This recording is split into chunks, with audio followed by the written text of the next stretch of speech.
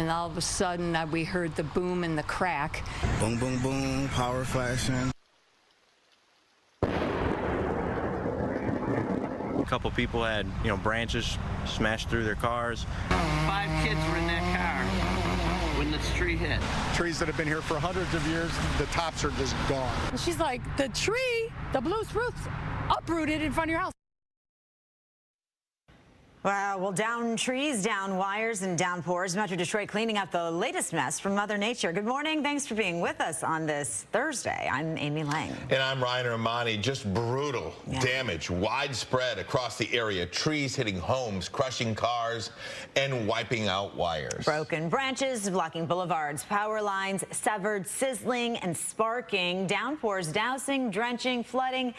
And let's face it, frustrating. Yeah, this morning from Port Huron to Plymouth, Romeo to Rockwood, tens of thousands are without power. A 90-degree day is on its way, and for many, no AC. Fox 2's Robin Murdoch with the latest on the situation with DTE. Good morning, Robin.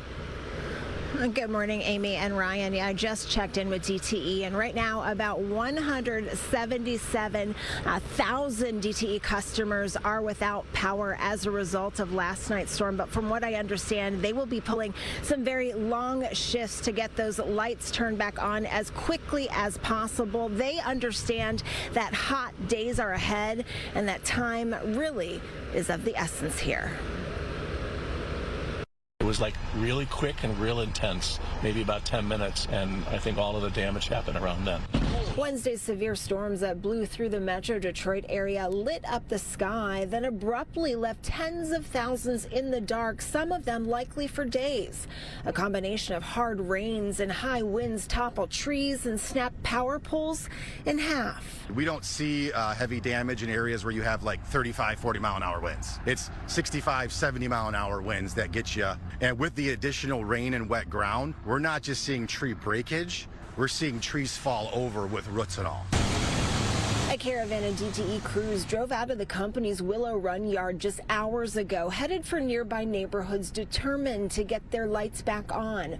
Roughly 1,000 out-of-state crews will help in that massive undertaking. A majority of those utility customers expected to be online by Saturday. All of a sudden, you have trees coming down, limbs coming down, stuff gets crushed.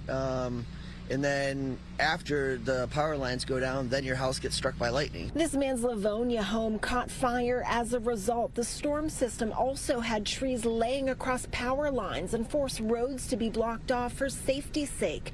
Similar scenes, of course, playing out all across our viewing area. The devastation widespread. I've been in Livonia for probably 20 years, and it's the worst that I can remember.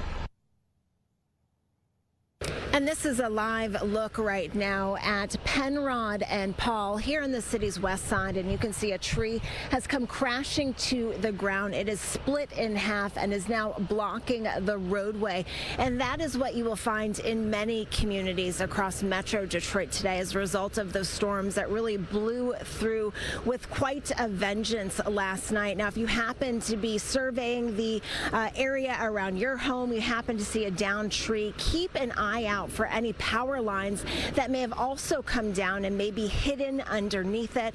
Of course, if you do discover one, you want to treat it as live, consider it dangerous, stay 25 feet away from it, and call DTE or police to report it right away. We are live on the city's west side. I'm Robin Murdoch for Fox 2 News.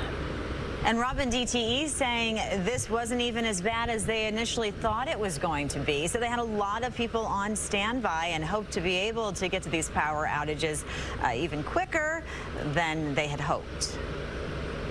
Yeah, that is what they're hoping. They are hoping that by Saturday, about 95% of DTE customers, that they will be back online. They've got about 1,000 crews from here in Michigan, and then they've got about 1,000 crews from out of state as well helping in that effort. So they are hoping combined they will be able to get power restored very quickly. And of course, the people who are without it, they certainly hope that is the case as well. Back to you, Amy. Yeah, never quick enough. Thanks so much. As always, Robin Murdoch, we appreciate you. Ryan? Amy, same story, different city. Power out for many in Plymouth. Livonia hit hard as well. Massive trees, no match for Mother Nature. Trees and branches blocking roads. People living in the area around 5 miles suffered a lot of damage. All of it happened so very quickly. When it started getting bad, I went into the house and I was standing in the window, and all of a sudden we heard the boom and the crack. Marge called me and said, "Roxanne, are you all right?" I'm like, "Yeah, I'm all right." She's like, "Oh, I thought you had a heart attack." And she's like, "The tree, the blue spruce, uprooted in front of your house." Here's the miracle. 5 kids were in that car when this tree hit, and she normally parks over here. And there's a car under there. She didn't park there because there was another car there. Well, that neighborhood with a busy day of cleanup ahead, many doing so without power. And certainly the down power lines, no joke. Hundreds of DTE crews working around the clock. Take a look at some of the damage high above Redford. The Fox 2 drone soaring over Salem Street. People there could not believe what was happening when those storms rolled in. I called my cousin. I said, "Our power is blinking." Then I hear sizzling. And then, oh, the wind just come out of nowhere. Boom, boom, boom, power flashing. And then the phone's blowing up. And I get home and I couldn't even get to my street. And when I finally got to the street, the tree was all the way across. I had to go up on the grass to park in my driveway. But this is terrible. Well, several homes on the street were damaged by those down limbs as well. Hey, Derek. Yeah, guys, extremely busy day yesterday. You're looking here at storm reports. Every dot you see is a storm report. Most of them high wind reports, thunderstorm wind damage reports. But this one right here in Ingham County, well, that was a funnel cloud report, and that was right around 3 o'clock or so at 2:58. You're looking at a funnel cloud reported by the Stockbridge Fire Department. That was the only funnel cloud. Most of the damage and most of the threats from yesterday were straight line winds, and some of these winds were pretty darn strong, though, 66 mile an hour. That's this report from Grosse Pointe. So that's the Grosse Pointe Yacht Club that picked that up. But there's a lot of areas that said anywhere between 50 and 60, 53s, 54 mile an hour reports. And that's going to cause some trees to come down and some branches to snap. Now, thankfully, we get a break from all that severe weather today. We may see a bit more of it as we head into Friday, but your Thursday looks pretty darn good. Now, here's Fox Futurecast taking us through the day today.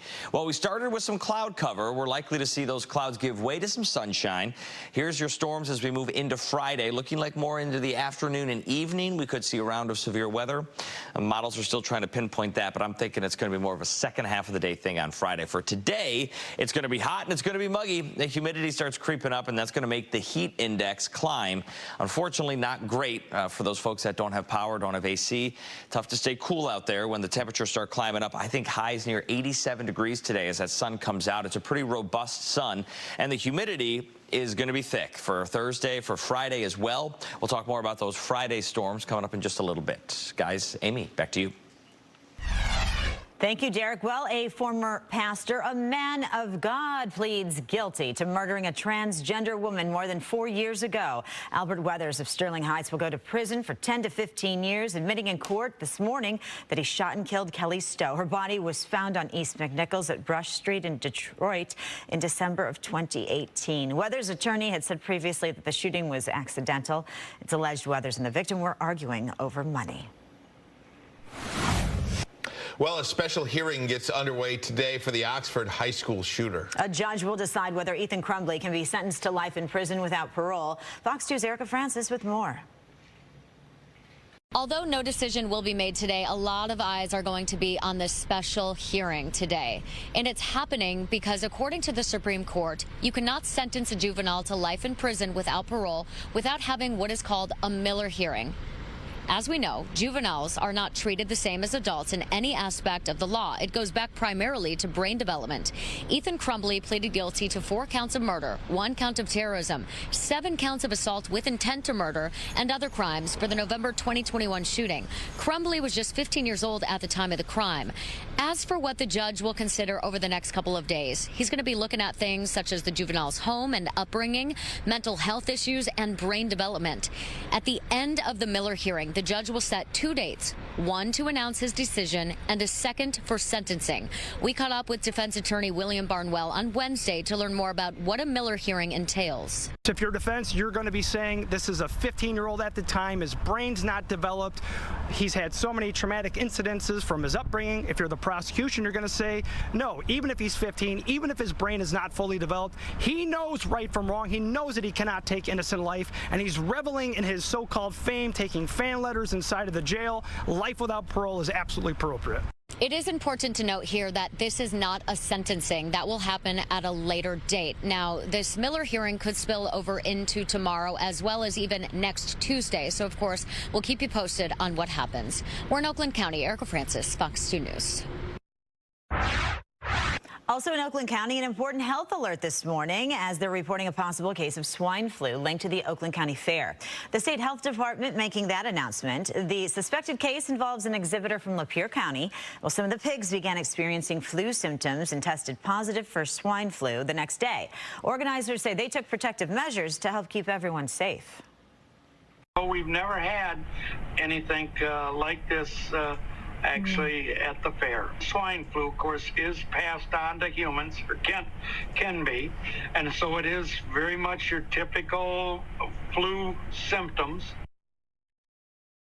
Well, the Oakland County Health Department has issued a warning to healthcare providers to be on the lookout for patients who may have been exposed to the swine flu. It is back to the drawing board for President Biden's son in a stunning development yesterday in a federal courtroom. Hunter Biden's carefully crafted plea deal that would have spared him prison time fell apart. Fox's Doug Luzader has more from Washington this morning on the surprising turn of events. Everyone involved in this, from federal prosecutors to Hunter Biden to his legal team, thought this was a done deal. But a federal judge said not so fast. Hunter Biden may have been stunned walking out of a federal court in Delaware yesterday. A federal judge had just questioned just about every aspect of what critics had called a sweetheart plea deal, where the president's son would plead guilty to misdemeanor tax charges and escape a felony gun count that could have sent him to prison. The judge's questions about the proposed deal touched off an argument between prosecutors and Biden's legal team, as one of Hunter's lawyers was overheard saying, "We'll just rip it up." It's like a wedding where both the bride and the groom objected, and everyone else is sitting there saying, wait, how did we get here, and where do we go from here? Among the issues, whether Hunter could be charged with additional crimes, including violations related to lobbying for foreign entities, something Republicans have alleged could embroil President Biden as well, although he has repeatedly denied having any knowledge of his son's business deals.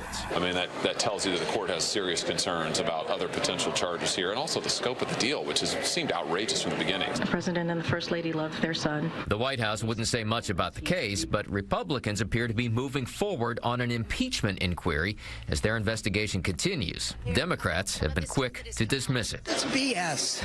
As for the plea deal, the judge has given both sides 30 days to see if they can salvage it. In Washington, Doug Luzader, Fox News.